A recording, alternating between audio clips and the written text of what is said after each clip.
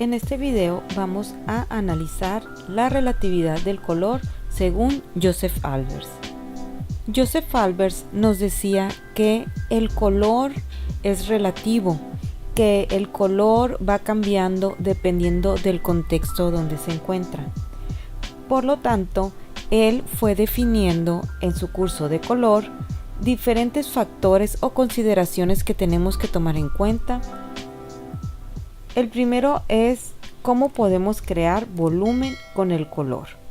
Esto dependerá de la capacidad de luz y oscuridad que contiene un color. Al momento que vamos mezclando el contexto de cada uno de estos colores, vamos creando la ilusión óptica de volumen. Pero además del volumen en tercera dimensión que nos puede crear el color, hay otro tipo de volumen. Aquí los colores claros dan la sensación de agrandar los objetos y los colores oscuros de comprimir los objetos. Esto se utiliza mucho en la moda. Las mujeres tienen la idea de que el color negro las hace lucir más delgada, y esto es un efecto óptico de los colores oscuros. En estos dos círculos vemos como el círculo verde tiende a verse más grande y el círculo azul tiende a verse más pequeño. Cómo el color hace que sintamos esa percepción de espacio y profundidad. Esto lo estudió y lo analizó Cézanne por primera vez.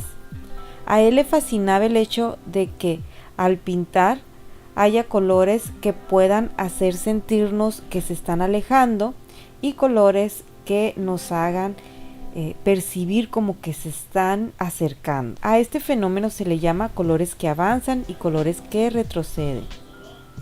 Por lo tanto, si combinamos estos factores con la temperatura y con el agrisamiento, podemos generar una fuerte sensación de profundidad.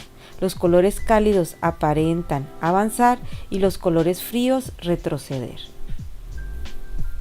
Aquí vemos un ejemplo en una obra de arte del autor Hans Hofmann, donde vemos cómo los colores cálidos, amarillos, aparentan ir hacia el fondo del cuadro y los colores fríos azules aparentan ir hacia enfrente.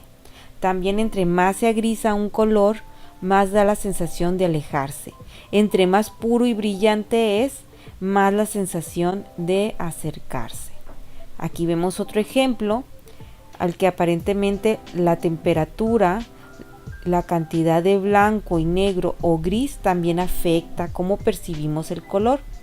Y a veces, más que la temperatura del color por sí misma, es el mismo agrisamiento del color. Podemos ver fácilmente cómo al agregarle gris a distintas cantidades, ponerle más blanco o negro a un mismo color, este da la sensación de retroceder o de avanzar.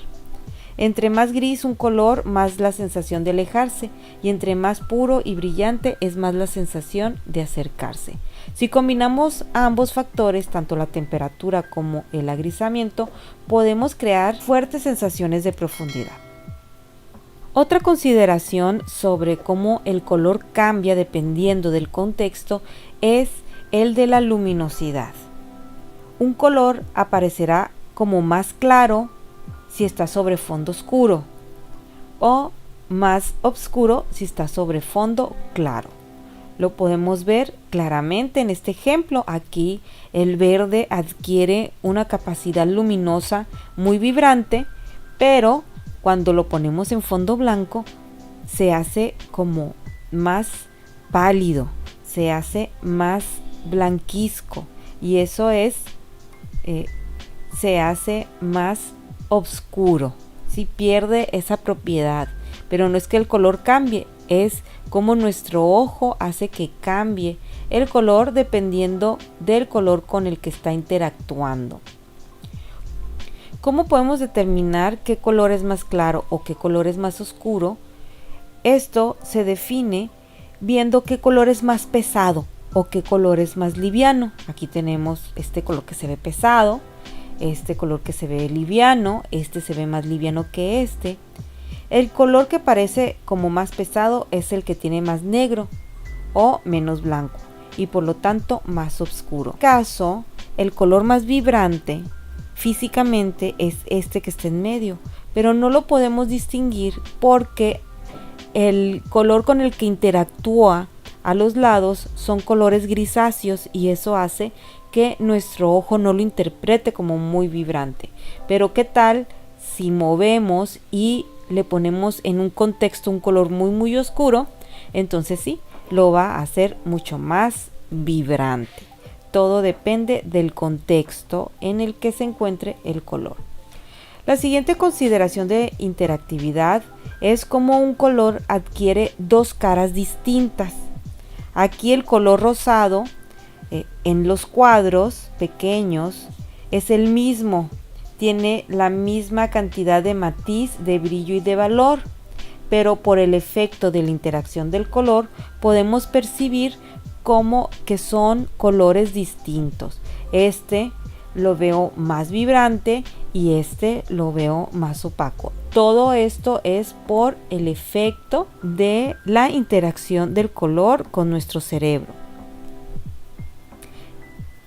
La siguiente consideración es muy parecida a la anterior, pero aquí dos colores que parecen iguales, y esto es por cómo están interactuando con los fondos, son diferentes. ¿Cómo podemos cambiar? Y ahora dos colores que parecen iguales, cuando los unimos nos damos cuenta que son pero muy diferentes.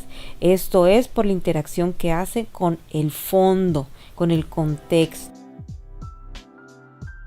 La interactividad de imagen persistente la vamos a explicar haciendo un pequeño experimento. Por unos minutos deja en pausa este video y mira fijamente el punto rojo que está dentro del cuadro. Y cuando avanzas el video podemos observar cómo en el cuadro blanco veremos un color contrario al rojo, que es el verde. Esto se produce por la persistencia de la imagen. Las células fotorreceptoras que hay en la retina reciben uno de los tres colores primarios, que es el rojo. Al mirar fijamente un color, el rojo, produce una fatiga en las células fotorreceptoras. Hace que veamos el siguiente color, que es el verde, el opuesto o el complementario del rojo es el verde, y que se produzca este fenómeno por algunos segundos. La mezcla óptica es otro efecto de interactividad de color que se genera. Cuando tenemos dos colores o más, se perciben simultáneamente, se ven combinados y fundidos en un nuevo color. En este caso, vemos como estas rayas, que es el amarillo y el azul, no vemos en ningún momento vemos verde, pero sin embargo percibimos esa sensación de verde debido a que simultáneamente nuestro cerebro hace una mezcla. En este caso, yo percibo este color. Ahora sí la pantalla la puse de color verde, pero para dar un ejemplo de lo que yo estoy percibiendo, lo que mi cerebro está percibiendo, es una aproximación del color que vemos. Y en realidad son líneas amarillas y azul. La combinación de estos dos colores dan el verde. El siguiente es muy parecido, de hecho está dentro de la mezcla óptica, y es el efecto Belsoldt, llamado así por su descubridor Wilhelm von Belsoldt. Descubrió este efecto en las combinaciones cromáticas de sus diseños de alfombras. Como podemos apreciar en la figura, los colores interactúan de manera contraria a la intensidad luminosa.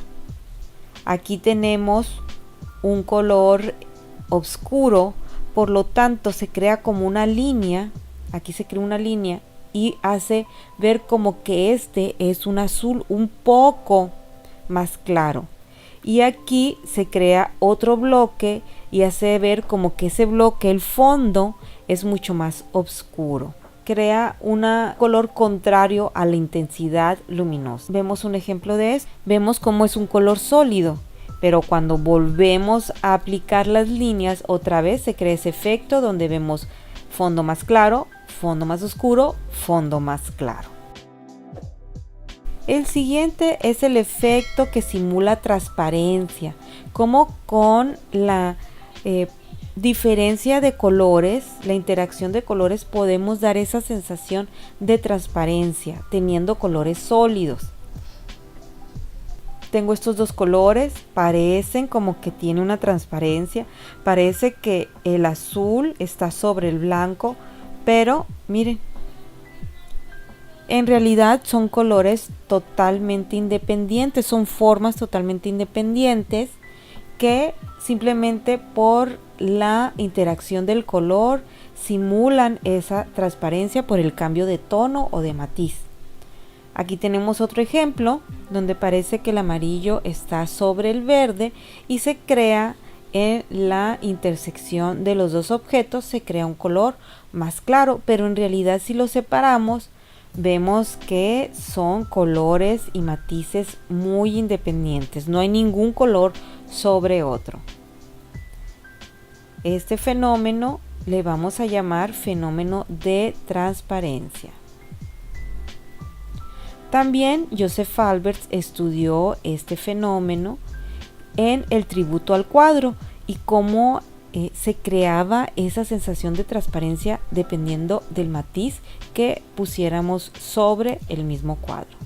Te invito a ver los videos que tengo en este curso exclusivo de color.